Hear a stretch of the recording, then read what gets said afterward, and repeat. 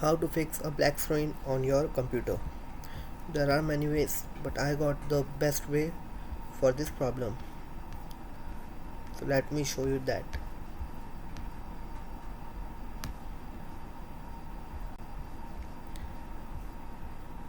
So this is the best solution I had got so far. So what you have to do is refresh the screen via Windows key sequence.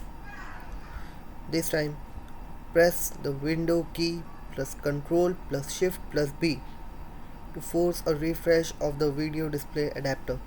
You will hear a short beep before the screen turns off, restarting afterwards. If successful, the black screen issue will be resolved. If the black screen persists, move on another method. But this method is the best one. Hope this will solve your problem. If this video helped you, please like, share and subscribe.